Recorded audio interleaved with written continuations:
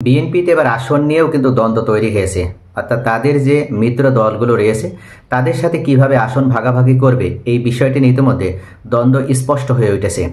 এখনো পর্যন্ত তারা নির্দিষ্ট একটা সমঝোতায় আসতে পারেনি যে কোন দলকে কোন জায়গায় কতটি আসন প্রদান করা হবে। আসলে বিএনপি কি ভালো হতে পারবে না? মনে করা হচ্ছিল যে এবার যে নির্বাচনটা হবে এই নির্বাচনটা হবে সম্পূর্ণ কালো টাকা এবং পেশি শক্তির প্রভাব মুক্ত একটা নির্বাচন। ইতিমধ্যে জামাত আমির গতকাল রংপুরের সভাতে জনসমাবেশে উনি উল্লেখ করেছেন, আর কোনো কালো টাকা দৌরাত্মের নির্বাচন আমরা এদেশে হতে দেব না, কোনো পেশি শক্তির নির্বাচন আমরা এদেশে হতে দেব না। বিগত আওয়ামী লীগ সরকার তারা বারবার এই দেশে কালো টাকার দৌরাত্ম্য দেখানোর মাধ্যমে নির্বাচন অনুষ্ঠিত করতে পারলেও নতুন করে আর কখনো এই নতুন বাংলাদেশে প্রভাব মুক্ত, এমনকি প্রভাব বলয় মুক্ত হয়ে, কালো টাকার দৌরাত্ম্য মুক্ত হয়ে, এমনকি পেশি শক্তি প্রভাব থেকে মুক্ত হয়ে এখন স্বচ্ছ, স্বাধীন এবং নিরপেক্ষতার ভিত্তিতে সুষ্ঠুভাবে এখন নির্বাচন হবে এবং সুষ্ঠু গণতান্ত্রিক পরিবেশের মধ্য দিয়ে নির্বাচন হবে বলে উনি নিশ্চিত প্রদান করেছেন বা নিশ্চয়তা দিয়েছেন। কিন্তু ইতিমধ্যে বিএনপি, বাংলাদেশের the biggest national political party, এই মুহূর্তে এই যে the biggest political party BNP, তারা কি এই জায়গা থেকে তাদের অঙ্গীকার তারা ধরে রাখতে সক্ষম হবে? বিগত সময়ে বারবার দেখা গিয়েছে শুধু আওয়ামী লীগ নয়, বিএনপিও তারাও কিন্তু সিট বাণিজ্য করেছে, এমনকি এই নির্বাচনের সময় আসন বাণিজ্য করেছে। তারা দেখা গিয়েছে যে মনোনয়ন বাণিজ্য করে কোটি কোটি টাকা তারা হাতিয়ে নিয়েছে। একজনকে মনোনয়ন দেওয়ার নাম করে তার কাছ থেকে হয়তো 20 কোটি, 30 কোটি, 40, 50 কোটি টাকা হাতিয়ে নেওয়া হয়েছে। এভাবে কিন্তু বিভিন্ন সময় বিএনপি, আওয়ামী লীগ উভয়ে বিভিন্ন রাজনৈতিক দল তারা কিন্তু আসন ভাগাভাগি করে বা মনোনয়ন বাণিজ্য করে কোটি কোটি টাকা তারা ইনকাম করে নিয়েছে। এবার যে ত্রয়োদশ জাতীয় সংসদ নির্বাচন অনুষ্ঠিত হবে, এই নির্বাচনেও কি আমরা সেই আগের মতনই, আগের সেই চিত্রই কি আবার দেখতে যাচ্ছি? এক্ষেত্রে কি বিএনপি পরিবর্তন হচ্ছে? তো প্রিয় ভিউয়ার্স, ইতিমধ্যে কিন্তু বিএনপি তারা নিজেদের ভিতরে সংস্কার কার্যক্রম শুরু করে দিয়েছে। তারা বুঝতে পেরেছে যে নতুন বাংলাদেশে পূর্বের কোনো পদ্ধতি প্রয়োগ করে আর এই দেশে সফল হওয়া যাবে না। নতুন বাংলাদেশে এখন সকল নাগরিক তারা সচেতন, শুধু সচেতনই নয়, তারা এখন সকলেই কিন্তু বোঝে এবং ইতিমধ্যে তারা সকলেই ঐক্যবদ্ধ যে কোনো কালো টাকার কাছে তারা আর পরাজিত হবে না, কোনো পেশি শক্তির কাছে তারা আর পরাজিত হবে না। কোনো ব্যক্তি, কোনো দল বা কোনো গোষ্ঠী যদি নির্বাচনকে প্রভাবিত করার চেষ্টা করে কালো টাকার দৌরাত্ম্য দেখানোর মাধ্যমে বা আপনার টাকার মাধ্যমে বা পেশি শক্তি প্রয়োগ করার মাধ্যমে, সেক্ষেত্রে জনগণ তাদেরকে একেবারে আস্থা করে নিক্ষিপ্ত করবে, তাদেরকে এই দেশ থেকেই প্রয়োজনে বিতাড়িত করবে। ইতিমধ্যে কিন্তু সেই প্রমাণ তারা 5ই আগস্টে দিয়েছে এবং যার কারণে বিএনপি ইতিমধ্যে তারা সচেতন হয়েছে এবং এখন পর্যন্ত তাদের যে শরিক দলগুলো রয়েছে, বিশেষ করে বিএনপির সাথে যে মিত্র দলগুলো রয়েছে, তাদের সাথে তারা আসন ভাগাভাগি যে বিষয়টি, সেই বিষয়টি নিয়ে তারা কিভাবে কি করবে, ইতিমধ্যে তাদের যে নীতি নির্ধারণী প্যানেল রয়েছে তারা এই বিষয়টি নিয়ে কিন্তু চিন্তাভাবনা শুরু করে দিয়েছে। বিএনপির পক্ষ থেকে জানানো হয়েছে যে আগামী বছরের ফেব্রুয়ারি প্রথমার্ধে হয়তো অনুষ্ঠিত ত্রয়োদশ জাতীয় সংসদ নির্বাচন হতে পারে। এটাকে তারা সম্ভাব্য হিসেবে ধরে রেখে বিভিন্ন রাজনৈতিক যে দলগুলো রয়েছে, যাদের সাথে বিএনপির মিত্রতা রয়েছে, তাদের মধ্যে এক প্রকার তৎপরতা সৃষ্টি হয়েছে।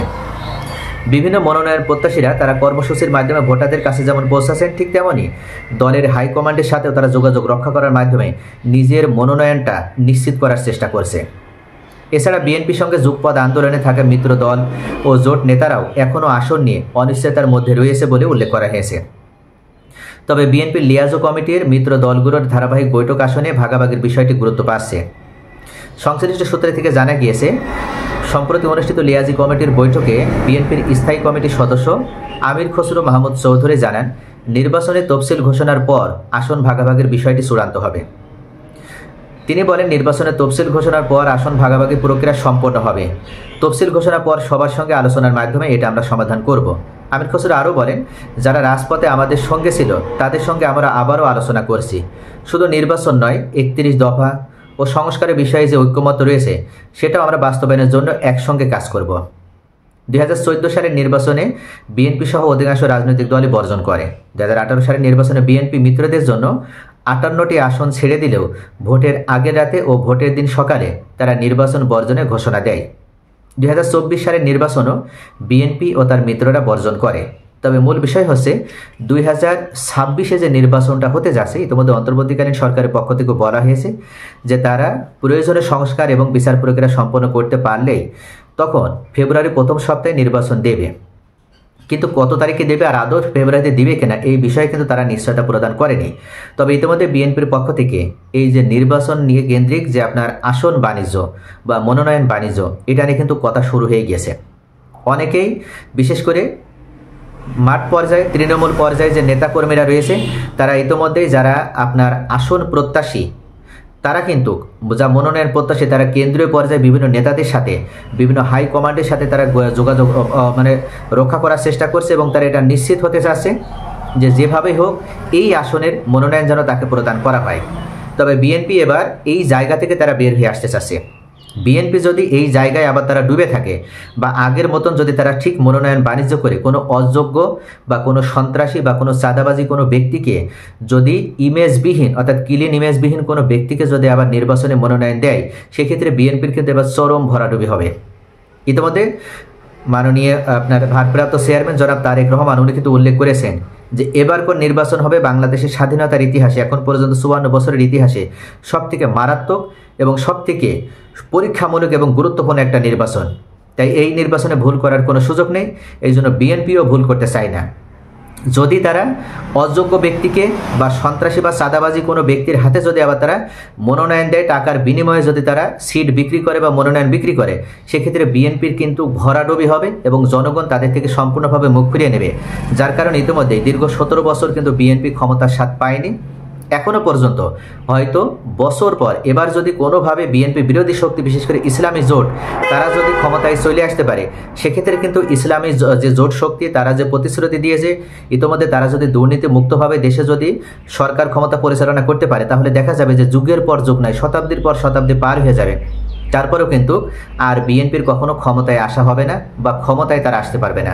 কেননা জনগণ যদি একবার ইসলামী শাসন ব্যবস্থার স্বাদ পেয়ে যায়, তাহলে জনগণ আর কখনো মানব রচিত কোনো সরকার ব্যবস্থার দিকে বা মানব রচিত কোনো শাসন ব্যবস্থার ভিত্তিতে যে রাজনৈতিক দলগুলো চলে তাদের দিকে কিন্তু তারা কখনো আর মনোযোগ দিবে না বা তারা সমর্থন দেবে না। এই জন্যই এবারকার নির্বাচনটিকে বিএনপির অত্যন্ত গুরুত্বপূর্ণ একটা নির্বাচন হিসেবে ধরা হচ্ছে এবং যদি বিএনপি ভুল করে সেক্ষেত্রে বিএনপি নিজেদের পায়ে বা নিজেরাই কোড়ানো হবে, নিজেদের ক্ষতি নিজেরাই ডেকে নিয়ে আসবে। এই কারণে মূলত প্রথম আলোর পক্ষ থেকে উল্লেখ করা হয়েছে যে বিএনপি এবার অত্যন্ত গুরুত্বপূর্ণ বিবেচনা করে বা অত্যন্ত তাৎপর্যপূর্ণ বিবেচনা করে সতর্কতার সাথে তারা প্রত্যেকটা পদক্ষেপ নিতে চাচ্ছে। তারা মনোনয়নের ক্ষেত্রেও কিন্তু যাচাই বাছাই করেই কেবল কোনো একজন প্রার্থীকে মনোনয়ন দিবে। সকলে ভালো থাকুন। Thanks for watching.